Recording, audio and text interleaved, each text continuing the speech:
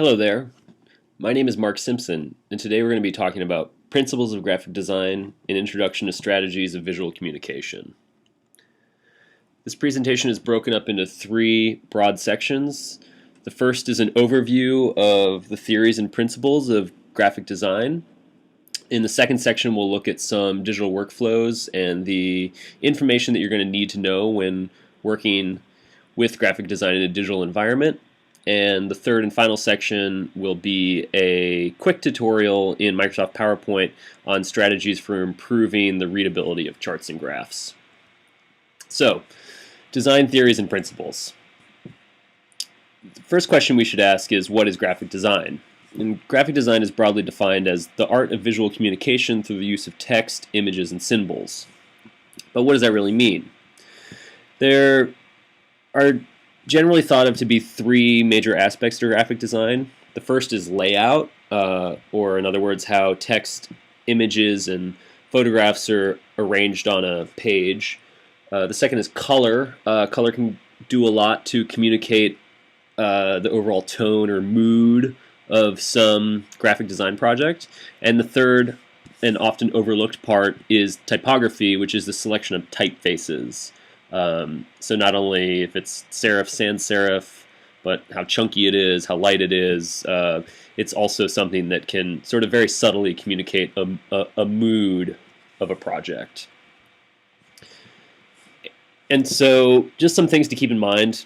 First and foremost, whenever you're starting a graphic design project, it's really important to know your audience and the goal of what the piece is. There's a big difference of if a project is going to be on a poster or a postcard or on a billboard or a pamphlet or a slideshow at a academic conference. Before you start anything, you need to know who you're going to be delivering this message to and how it's going to be represented. Secondly, good graphic design is all about good communication. And as a graphic designer, you're going to be using order and clarity to make information that can be really complicated really simple to understand. And finally, one thing that I think for novice designers is the feeling that you don't know what looks good or when it does look good. And I'm here to say that you can build a kind of design intelligence or intuition through practice. So it's always a good idea just to work on some projects to try things out, and over time you'll start to develop a real sense of taste of what looks good and what doesn't. I've broken down the key rules and concepts into six broad categories: balance, proximity, alignment, contrast, white space, and keeping it simple. And I think if you adhere to these six principles as I'm about to explain them, you'll have great success in your graphic design projects. So the first thing we're going to talk about today is balance, which is the visual weighting of objects on a field. The first type of balance is symmetrical balance, and so here we have three rectangles organized vertically, and you can see that they're centered, they're equally spaced. It has a real sense of overall balance and order that can be thought of as very pleasing to the eye. You have to be careful sometimes with symmetrical balance, because if you do it too much, sometimes it can come across as being kind of banal and boring, but it's a really good starting off point is just to keep everything symmetrical. Asymmetrical balance is also a viable strategy, and in this case we have these two vertical rectangles with three little horizontal rectangles, and so while it's obviously weighted to the left side, it creates this kind of tension. It's important to keep in mind that actually the three rectangles on the right side are still adhering to the overall proportions of the other rectangles. So even though they're different, they're still working within an existing framework. And so it's important to keep in mind that if something's asymmetrical, it's not necessarily chaotic. You're just creating a bit of tension by distorting or modifying the relationship between objects on a page, but it's not utter chaos. Finally, radial balance is another great strategy when you're designing or working on a project. You can order things radially around a center point. It can be quite distinct from a balanced or an asymmetrical organization, and can be really eye-catching. So keep that in mind. Proximity. So proximity is the grouping of and shaping of objects on a page and keeping like things together and unlike things separate. And so what that looks like is here are just some like abstracted forms on the page, but you can see that by putting the lines next to the lines and putting these hexagons next to the hexagons and the concentric circles within each other, it becomes very clear that there are three different groupings, and they're like that because they're next to each other. And this would be reading much differently if everything was just spread out over the page and there was no overarching order. So when you're working with any graphic design project, you're going to want to keep similar things together and different things apart, or at least to be conscious of it. Alignment is a really key concept to good design. It's all about keeping objects in line with one another. And so here we have some objects on a page, and they're kind of just strewn about, kind of lazily. There wasn't a lot of attention to detail. There's no real order.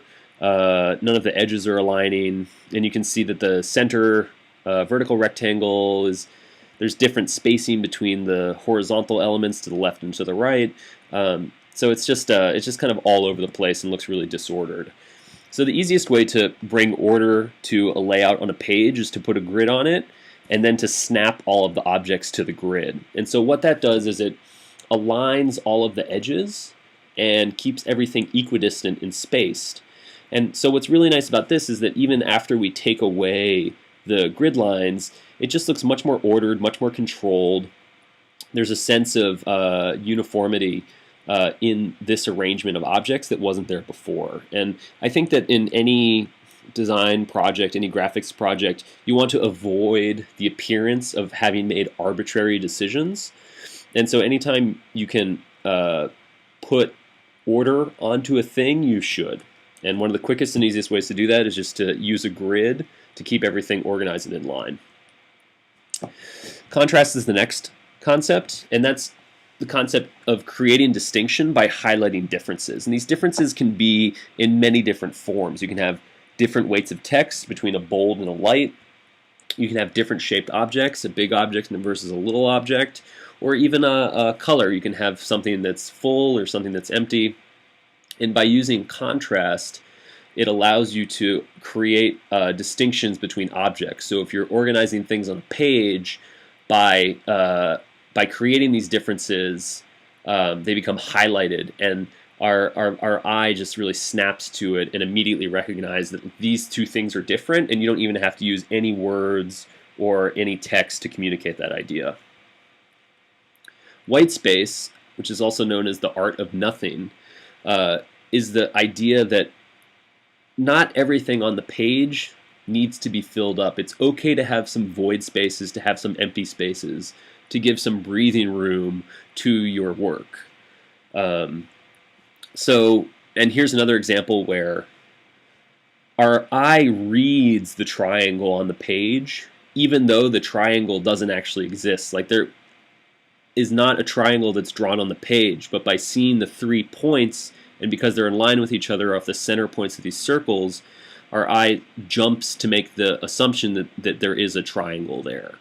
And so this is important to keep in mind when you're laying out things like charts or graphs or text boxes.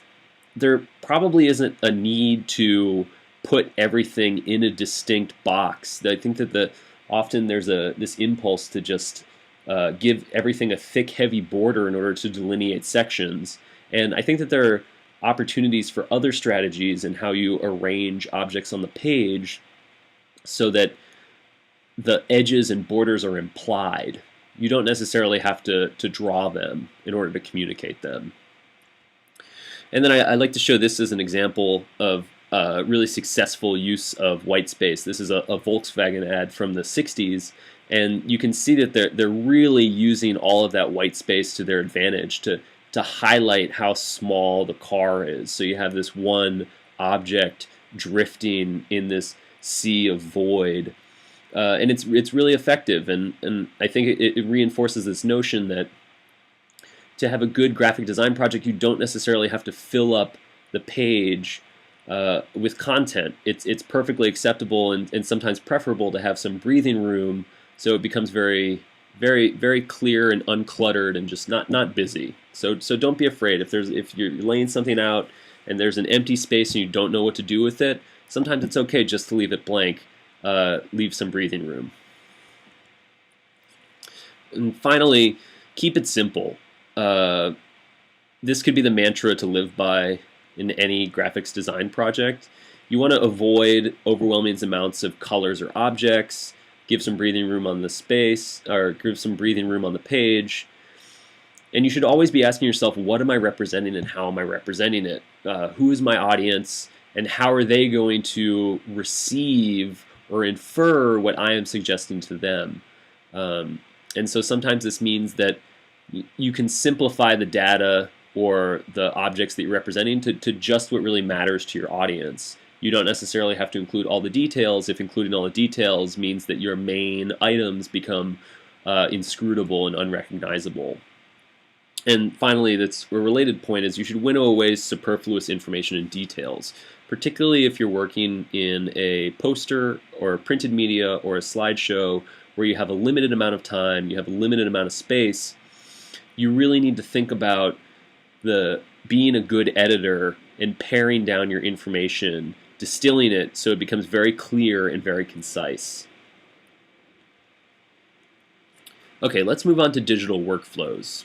We're going to be talking about some of the tools that we use and the rules that apply to working in a digital workspace. So the first thing we'll talk about are software suites.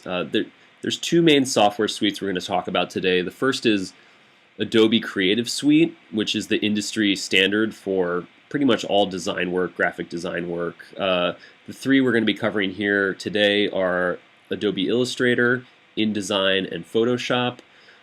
These programs they really set the bar for graphic design projects, and anyone who does any kind of graphic works is very well versed in these programs. So if you're interested in doing this kind of stuff, you should really invest the time to learn it. I'm also going to talk a little bit about Microsoft PowerPoint, only because it's the most ubiquitous graphics program out there on the market. It's the default slideshow presentation in Microsoft Office, and it can be used not only for slideshows but also for printed materials as well.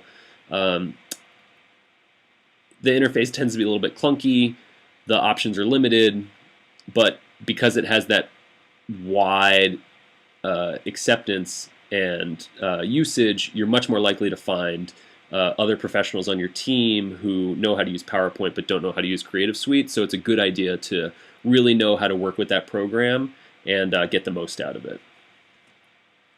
So let's talk about these different programs. Adobe InDesign is a program that is for layout of print documents and presentations, so it's perfect for things like booklets, posters, slideshows, anything where you're laying out objects, art, text, photographs on a page, and you're trying to arrange it into a file format that you know the dimensions of. So if you know that you are working with a letter size page or a screen size, InDesign is probably the program for you. This is in contrast to a program like Adobe Illustrator, which is a vector graphics and illustration program.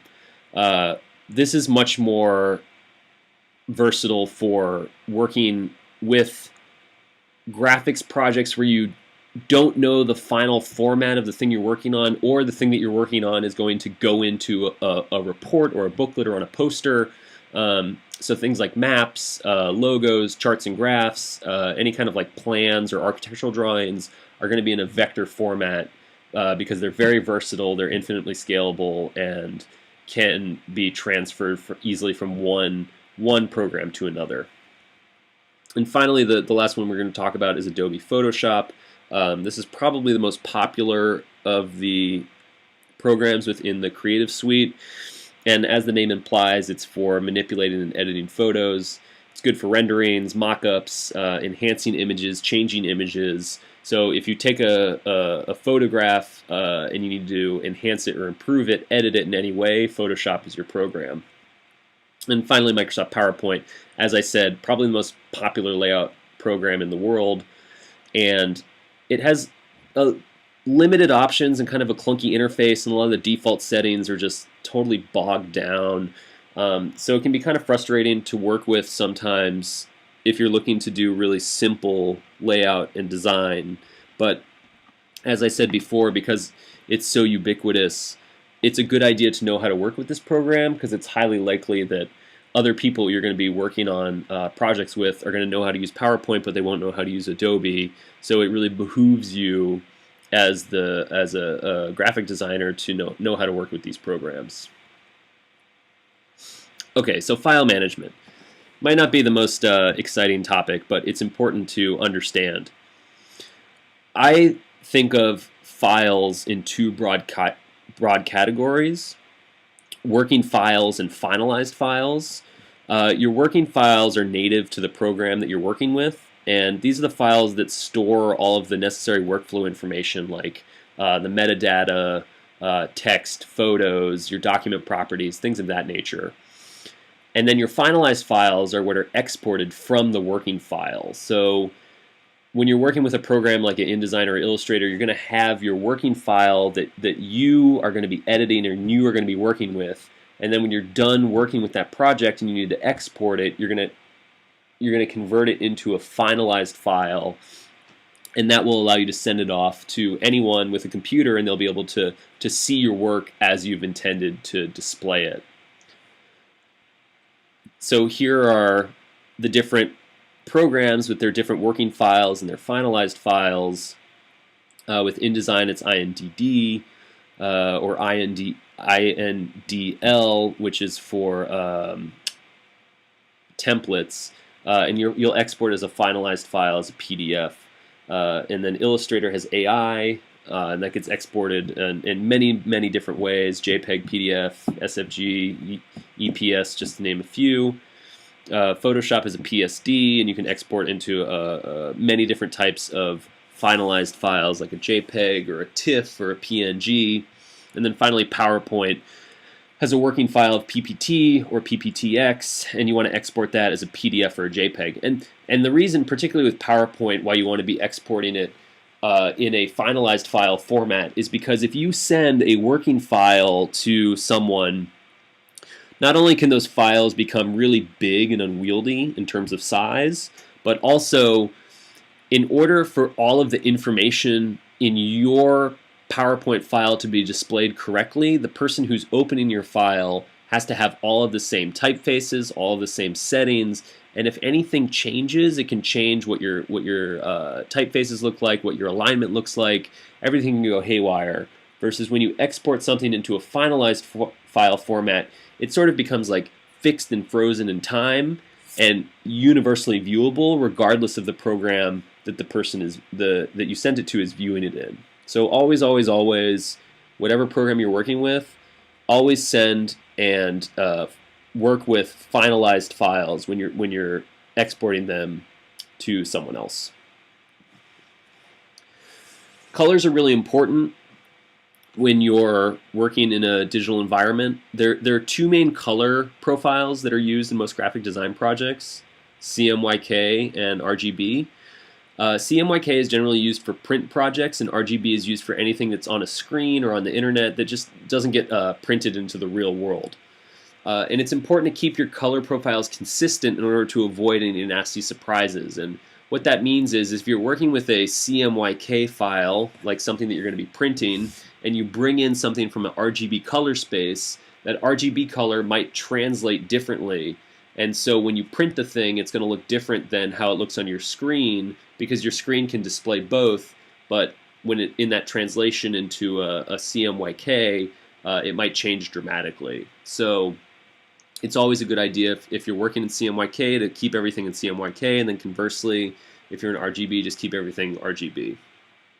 So here we have CMYK, cyan, magenta, yellow, black, used primarily in print projects, versus RGB, which stands for red, green, blue, which is used primarily in screen projects. So any like digital if it lives on the web, if it's just going to live in email, it's not going to be printed, just stick with RGB.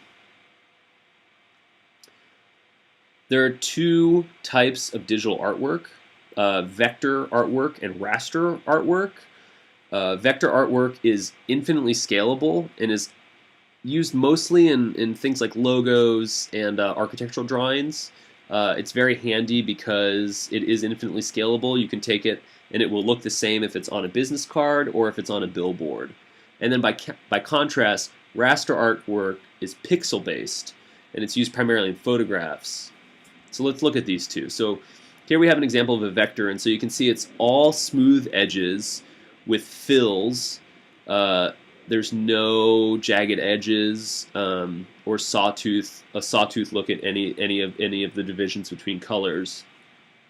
And that's because vectors consist of points and paths that have a proportional relationship. And so what that means is when you draw a curve in a vector, the actual distance between the points isn't as important as the relative distance between the points and the curvature of the path. So what that means is that the line that you draw, because it's like a proportional mathematical relationship, if you double the size, it just doubles the distance between everything. So it's infinitely scalable, very flexible, and it's primarily used in Illustrator, a little bit in InDesign. And then put this into contrast with a raster, which is a flattened image consisting of pixels. And so you can see here how there's a jagged sort of sawtooth look around all of those edges. And that's because when you're working with rasters, it's effectively a grid of pixels where each little square has its own color value, and that color value is fixed in space. So what that means is as you scale that pixel grid up and down, the size of the pixels will change, but not their relationship to each other. And so if you zoom in too much, you're going to get this like real pixelization. So it's used primarily for photos. Any print program, once you move away from a digital environment into a printed format, it will convert your vector artwork into a raster. So just keep that in mind when you're working with print. If you're working with low-res images, it can get you in trouble. So let's talk about that now. Image resolution. It is incredibly essential that any image you use in any project has the necessary resolution to be crisp and clear. What that means that for a print project you want a 270 DPI, which stands for dots per inch, or sometimes you'll see it as PPI, which is points per inch, or 72 DPI for screen. The final size of an image in a print media will be dictated by the number of pixels in the image. So let's take this adorable photo of this kitten as an example. Here it is, really crisp, clean, you can see everything, looks great.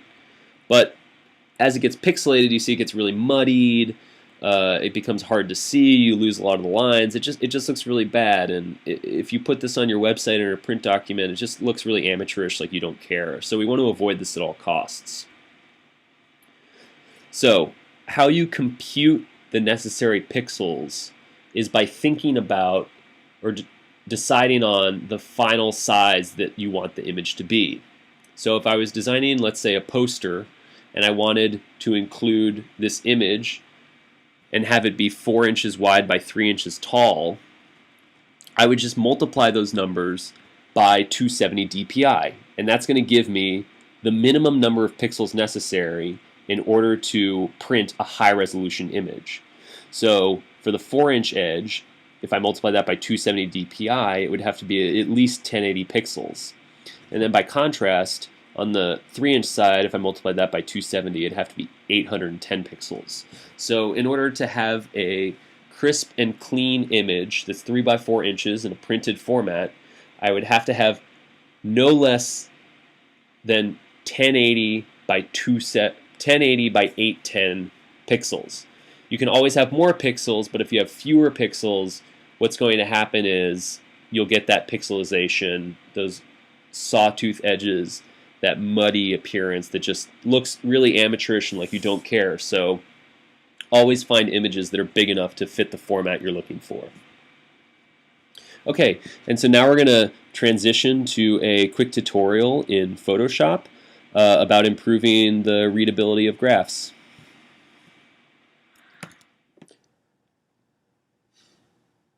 Okay, so now that we've reviewed the theories and principles of good graphic design, let's put some of that to work.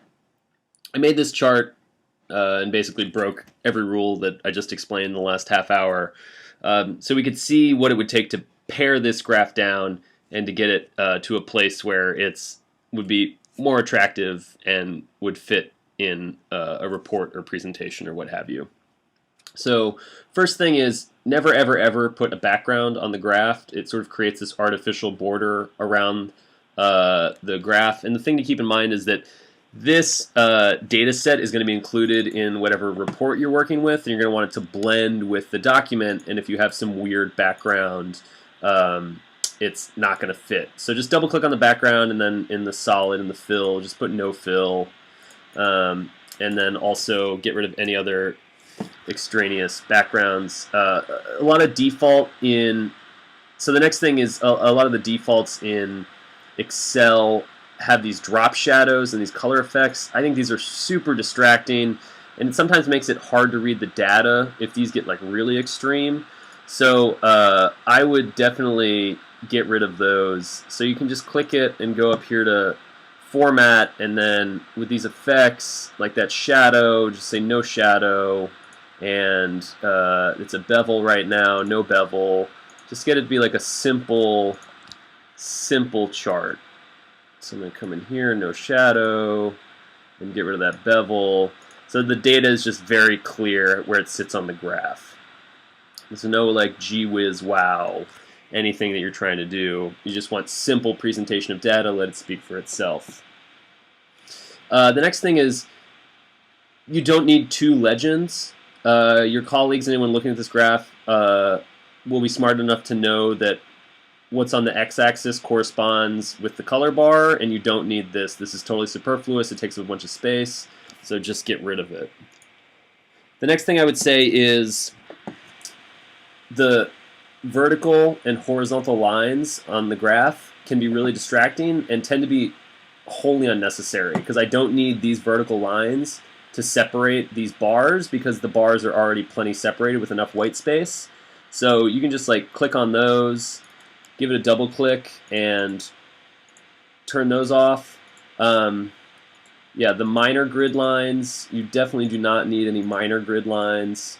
I'm going to get rid of these little guys, and again, I'm just double clicking and then going to the fill menu. Now, these you might want. I think you could get away without them, so we'll see what that looks like if I select these guys and double click. No line. Like, you can still see where these bars are relative to this axis, so it's not entirely necessary. But maybe you do want to have them. So if you double click, I would just say dial down the brightness of it. So pick a really, really light gray, just so it sort of like melts into the background. That looks much better already. When you have an axis, like on this vertical axis with these values, we don't need this level of specificity. It's 2 decimal places is too many. So just double click on that guy and go to your number options over here. We'll let this load. And what we're going to want to do is just crank down the decimal places to 0, because you really don't need that. And again, with this, these tick marks on the X and the Y axis, I'm just going to really want to dial down that line. Right now it's a dark gray. I'm going to make it a very, very light gray. So it's there, but it really starts to recede into the background. So it's not distracting from your data, which is the thing that you really want to show off. And even for these values, I might come in here and see if I can't make those a lighter gray, just so they just start to melt away into the background. Because the thing that I really want to emphasize is the data points and not necessarily these lines. When working with any data or any labels, like get rid of your bold, have them be all consistent. There's no reason to have bold text one over the other. And then finally with the colors, this is too many colors. There are 4 different colors. If my survey response was pizza is the best, what I might do instead of having 4 different colors is I might select each of these guys and fill it with maybe like a dark gray color. And then when I click on my pizza one, I might give that a pizza color. So that way it really pops. And then I'm just going to dial this back because it's still, even that full black, sometimes I find myself, sometimes I find myself using just grays, just a lot of grays, and I won't even use a black except for the label. So now we can see it's very clear. At this point, I might even get rid of these lines just because it's pretty clear what's happening. I don't need to tell the difference if like this is like 29 or 28 versus like 34 or 33. It's just clear that pizza is number 1. And you can actually get rid of this axis entirely if you apply labels directly to the charts. So if you come in here and make a word box, you can define this as, let's say, 34%, and then just put that directly on the label. And so then if I did this for everyone, maybe just for clarity's sake, because it's kind of hard to read that black on the red, I might make this a white. And then I'm just going to hold down the Alt key to make a copy of these guys. And then you can just sort of enter the values for these.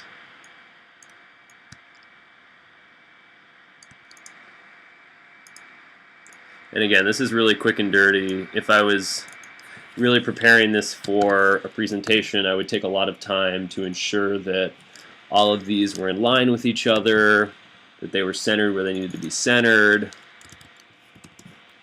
And there you go. So now we've taken off all the superfluous information. Depending on the color palette that I was using in the larger document, you know, maybe this would be like my main color, and then these gray bars could be my secondary colors. My typefaces would match the other typefaces I was using throughout the document. And so we see it's like it's a huge change, and it looks way better, and we can compare it to what we were given, which was just a mess. Really hard to read, really super distracting. And whereas this is like very clear, tells a story, pizza's number 1, it would fit really well in a presentation format. This is really chaotic. There's just a lot going on. It's kind of glaring on the eyes and just like isn't really easy to read. I would even go into here and say delete and just get rid of that, and then shift all these labels over to even further make a minimalist chart. But there's no reason to include lots of information if you don't need it. So, as we said at the beginning of the presentation, keep it super simple. Only include the information that you need to include, and just know that a clear, simple presentation of data is going to tell a much more convincing story than one that's weighed down by superfluous amounts of information. So hope this was helpful. There's lots of other resources available online. If you do a quick Google search or log on to lynda.com, they have a lot of great graphic design tutorials. Thanks for watching. I hope this was helpful.